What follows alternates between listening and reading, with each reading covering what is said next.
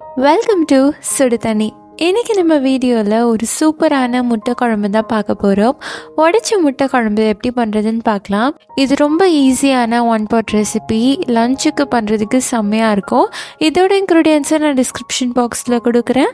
இப்போ வாங்க சேர்ந்து சமைக்கலாம். ஃபர்ஸ்ட் இதுக்கு ஒரு கடாயில் 1 டேபிள் ஸ்பூன் எண்ணெய் சேர்த்துக்கிறேன். எண்ணெய் காய்ச்சதும் இதில் 1 டீஸ்பூன் கடுகு, 1 டீஸ்பூன் உளுத்தம் பருப்பு, 1 டீஸ்பூன் சீரகம், 1/4 டீஸ்பூன் பெருங்காயம் சேர்த்துக்கலாம். இதோட ஒரு கொத்து கருவேப்பிலை சேர்த்துக்கிறேன். கூடவே 2 மீடியம் சைஸ் வெங்காயம் சேர்த்துக்கலாம். சேர்த்துட்டு இந்த வெங்காயத்தை நல்லா வதக்கிக்கோங்க. வெங்காயம் நல்லா கண்ணாடி மாதிரி ஆகி நல்லா வதங்கி வரணும். இதோட 1 டீஸ்பூன் இஞ்சி பூண்டு விழுது சேர்த்துக்கிறேன். சேர்த்துட்டு அதையும் நல்லா வதக்கிடலாம். இஞ்சி பூண்டு பேஸ்ட்டோட பச்சை வாசனை போகிற அளவுக்கு நல்லா வதக்கிக்கோங்க. இப்போ வெங்காயம் பார்த்திங்கன்னா நல்லா ரெடி ஆகிடுச்சு, லைட் ப்ரௌனாக வந்திருக்கணும். இப்போ இது கூட 3/4 டீஸ்பூன் உப்பு, 1 டீஸ்பூன் மிளகாய்த்தூள், 1/4 டீஸ்பூன் மஞ்சள் தூள், 1 டீஸ்பூன் சாம்பார் மிளகாய் தூள், இது எல்லாமே சேர்த்துக்கலாம். சேர்த்து நல்லா மிக்ஸ் பண்ணி விட்டுருங்க.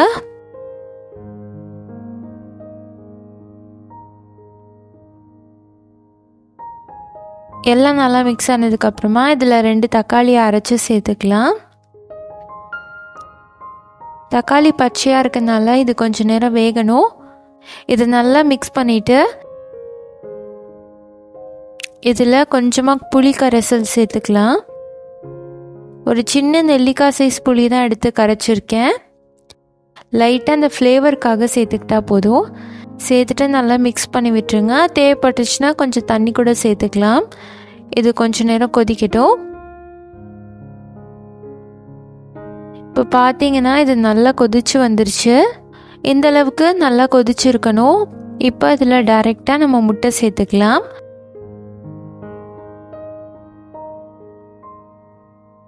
நான் இன்றைக்கி 3 முட்டை சேர்த்துருக்கேன். அப்படியே உடச்சி டைரெக்டாக குழம்புலேயே ஊற்றிக்கலாம். முட்டை சேர்க்கும் போது குழம்பு ரொம்ப திக்காக இருக்கக்கூடாது. கொஞ்சம் தண்ணியாக இருந்துச்சுன்னா தான் முட்டை வேகிறதுக்கு கொஞ்சம் ஸ்பேஸ் இருக்கும்.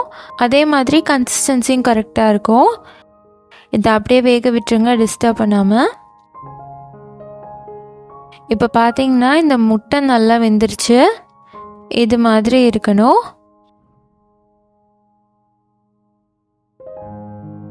லாஸ்ட்டாக இதில் கொஞ்சமாக கொத்தமல்லி தழை சேர்த்துக்கலாம்.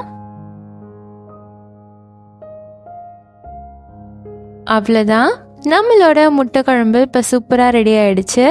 இந்த உடைச்ச முட்டை குழம்பு இருக்கிறதுலே ரொம்ப ஈஸியான ஒரு ரெசிபி, டேஸ்ட்டும் அட்டகாசமாக இருக்கும். நான் சொன்ன மாதிரியே இதை ட்ரை பண்ணி பார்த்துட்டு எப்படி இருந்துச்சுன்னு சொல்லி கமெண்ட்டில் சொல்லுங்கள். நான் இன்றைக்கி லஞ்சுக்கு இது பண்ணியிருந்தேன், ரொம்பவே அருமையாக இருந்துச்சு. நீங்களும் மிஸ் பண்ணாமல் இதை ட்ரை பண்ணி பாருங்கள். இந்த வீடியோ உங்களுக்கு பிடிச்சிருந்தா லைக் பண்ணுங்கள், சுடு தண்ணி சேனலை சப்ஸ்கிரைப் பண்ணுங்கள். தேங்க்யூ.